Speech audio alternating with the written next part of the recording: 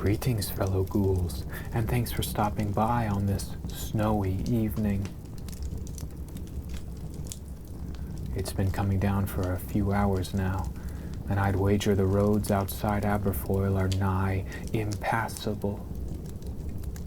So, with nowhere else to go, why don't you bring a chair up to the fire and I'll read to you from my collection of true, scary stories.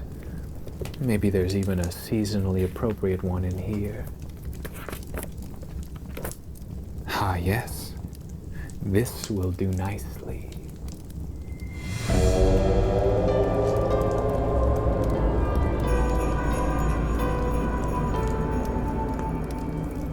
This story happened a long time ago, when I was just a little kid.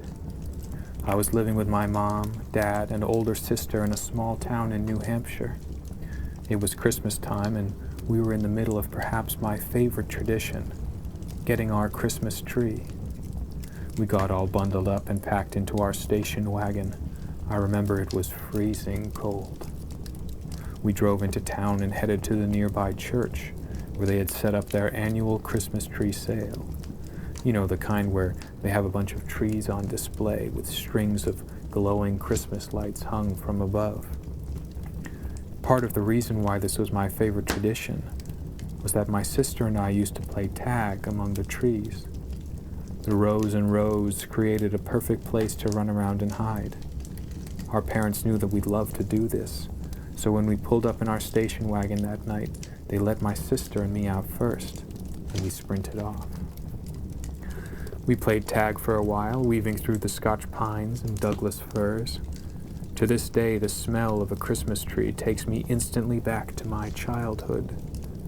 Other families were there shopping for trees as well, so we would have to dodge these bystanders as we chased each other. At one point, after managing to tag my sister, I scurried behind a particularly large tree and attempted to hide. I watched through the needles as she searched the nearby evergreens, getting closer and closer to my position. I turned to sprint to another tree when I bumped into someone. They stumbled backwards and I fell to the ground, avoiding any real injury thanks to my giant winter coat and pants. I looked up. Before me was a tall, old man, maybe in his 60s or even 70s. He was wearing a big wool coat and a knitted cap with one of those fuzzy pom-pom balls on top of it. He reached out a hand to help me off the ground. He was wearing black leather gloves. I apologized to him as I got to my feet. "You should be more careful, little girl." I remember his voice was surprisingly high-pitched. It caught me off guard. He smiled as I stood back up, but didn't let go of my hand right away. In fact, he held it sort of abnormally tightly. I smiled back and had to pull my hand away. I looked around for my sister. "What is your name, little girl?" I'm not sure why exactly I told him. I knew I wasn't supposed to talk to strangers, but I think I felt bad for running into him. "Lauren," I said. "Well, Lauren, what did you ask Santa Claus for Christmas this year?" I can still hear his voice. It sounded like it was breaking, like he was about to cry, or maybe laugh. I just stood there staring at him. "You know," he said, "I know people at the North Pole. Come with me and we can send a letter to Santa together. I'll make sure he gets it." He held out his hand again, beckoning me to go with him. I looked at the black leather glove of his outstretched hand, and then back to him. His smile was now a full-on grin. The corners of his mouth spread wide across his face. I slowly backed away from him. Even as a kid, I knew something was wrong. He took a step towards me, just as my sister came rushing around the tree and slapped me on the shoulder. "Got you," she said. "You're it." My sister instantly saw the look on my face and turned towards the old man. The old man paused for a moment. "Well, I should be going. Have a Merry Christmas, Lauren." Then he walked away into the night. "Who was that?" my sister asked. "I don't know," I replied. We went and found our parents. My sister told them that a weird old man had been talking to me, and my parents became worried. They told us to stop playing tag and to stay close, and asked me if I still saw the man. I said no, and that he had left after talking to me. We continued on with our night and found the perfect tree to take home. My dad, with the help of someone who worked there, tied it to the top of our car and we drove home. Apart from the weirdness with the strange old man, it was another successful night of Christmas tradition. A week or so went by and it was now Christmas Eve. Our beautiful tree was up in the living room, decorated with countless ornaments and lights. After reading The Night Before Christmas, another annual tradition, I went to my room to go to sleep. I forget exactly what I had asked for that year, but I remember being so excited that I couldn't fall asleep. I like to stay up and listen to my parents sneaking downstairs to put the presents around the tree, and this year was no different. I switched off my lamp and listened for their footsteps. After a few minutes, I heard them both go downstairs. I listened in the darkness to the rustling of them placing the presents. Our house wasn't very large, so even though they thought they were being sneaky, I could hear most of what was going on. Eventually, they made their way back upstairs, went into their room, and shut the door. I rolled over in bed, barely able to contain my excitement. Christmas morning was just a few short hours away. I'm not sure how long I laid there waiting, but I started to feel my eyes getting heavy. Then, I heard something downstairs. It sounded like the back door jiggling. Now again, remember that I was just a little kid at the time, but my first thought was, Santa Claus. He was real after all, and he was coming to my house. I sat up in bed and listened intently. Yes, there was no mistaking it. It was the back door downstairs. The window next to my bed actually looked out onto the backyard below.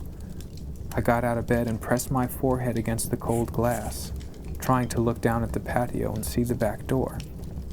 The angle wasn't quite right, though. I couldn't see whoever was right up on the door. I sure as hell wasn't going to miss my chance to meet Santa Claus on Christmas Eve, so I grabbed my slippers, creaked open my bedroom door, and crept downstairs.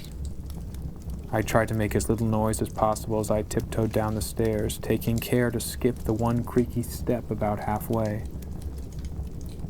I got to the bottom of the stairs and looked at the tree in the living room. The presents had been neatly arranged around the bottom.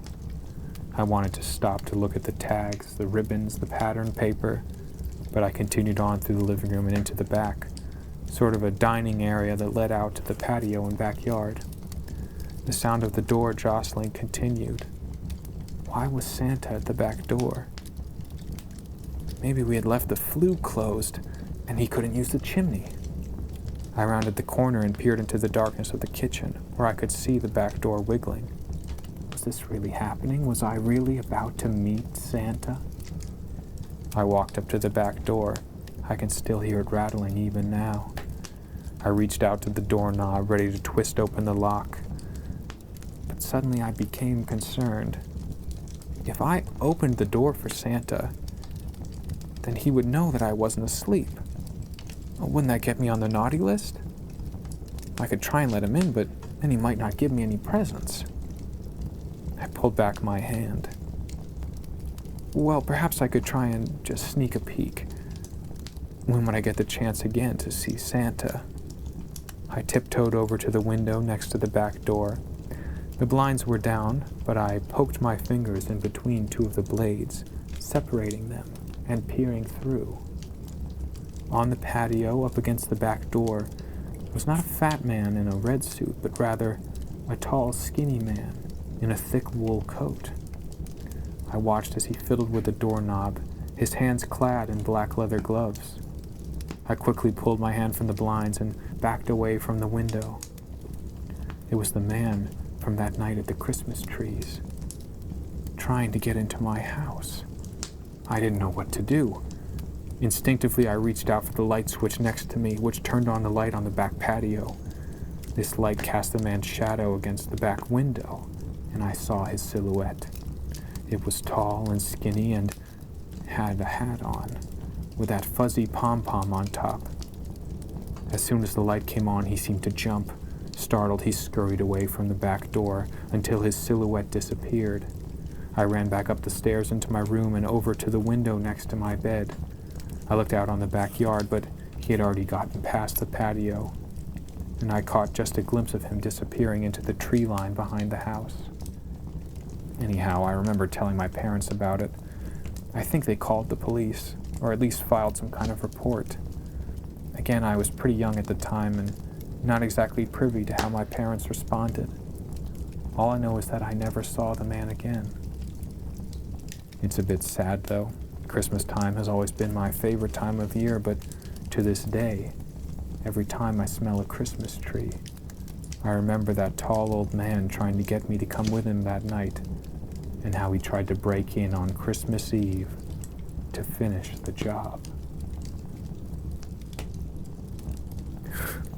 Oh, can you imagine getting kidnapped at one of those Christmas tree sales? Makes you pine for more innocent times, doesn't it? You know, Christmas cheer really is overrated. I've always preferred Christmas fear. Happy holidays, fellow ghouls, and thanks for stopping by to see your favorite holiday spirit.